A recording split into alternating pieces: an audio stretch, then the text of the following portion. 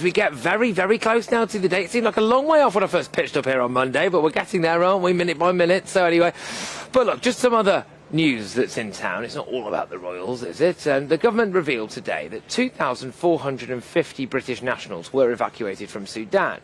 But did you know that the government isn't actually even obliged to assist dual nationals in another country?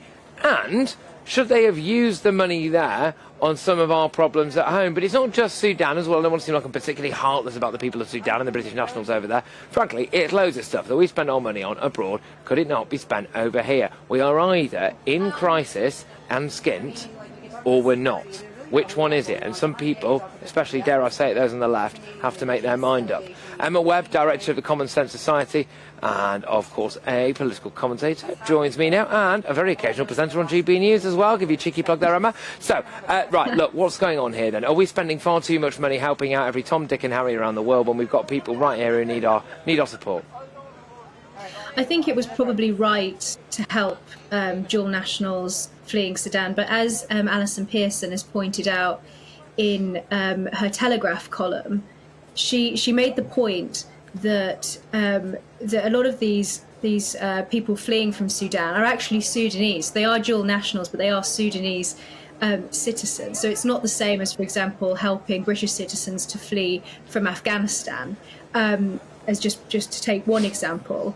So I think, we've been spending money on countries like China, countries that have space programs. When we've got our own citizens suffering here, we could be ploughing millions and millions of pounds into dealing with the backlog of cancer patients and saving British lives. So we have so many crises at home that we could be spending our money on, but instead we're spending on foreign aid. Now, the argument for that is usually that it's diplomatically important to spend money on foreign aid, but it's also politically important, never mind ethically important, to spend British taxpayers' money on helping British taxpayers at home. So I think we could be ploughing that money into helping particularly cancer patients, which was Alison Pearson's point. Of course, there's an argument to be made about the inefficiency of the way money is spent in the NHS, but there are lots of better ways that we could be spending British taxpayers' money rather than spending in other countries that don't necessarily need it.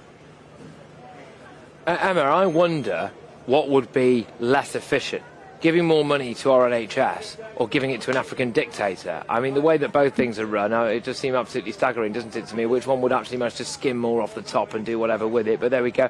Emma, can I just ask, we seem to get a lot of criticism for never doing enough abroad with the world's problems. We've always got to be there, haven't we? And then some numpty in the media will pipe up, oh, have you seen what they've done? The Belgians have done well, haven't they? The Belgians have done well. Yeah, OK, all right, fine. But why are we expected to do absolutely everything and be all things to all people?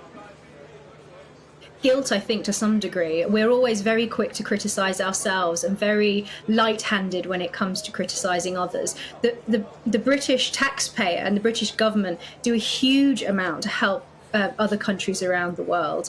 The amount of money that we spend on foreign aid is eye-watering. I think if people got a breakdown of how much of their taxes personally were being spent on foreign aid, I think they would probably be outraged. Now, there are good arguments, of course, to spend foreign aid, and we should do things to help our neighbours and to be good international neighbours to other countries. But I think that that's fundamentally besides the point, because I think people have a sense of fairness. They feel that they are being failed here at home. There are people who fought in the Second World War who are having to sell their homes in order to pay for their care in old age.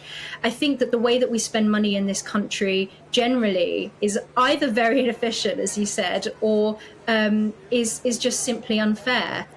So I think that people have a real sort of sense of injustice. Now, Emma, look, we are, of course, here at Buckingham Palace. Now, I'm putting you on the spot slightly here, but I want to ask you, ahead of the coronation on Saturday, all right, what kind of king do you want Charles to be? That's not asking me about the royal family is never putting me on the spot, Patrick.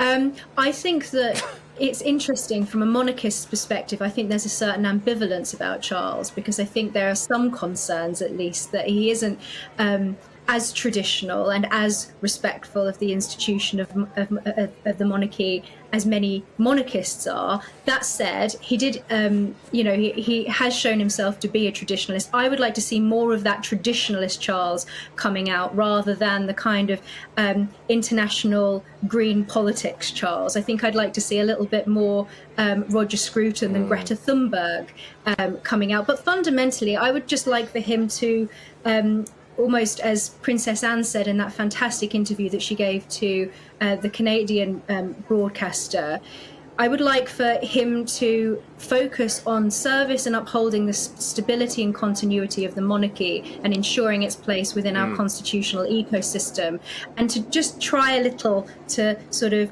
keep his nose out of anything that is controversial. And as we know, environmentalism is now a very hot political subject. Yeah.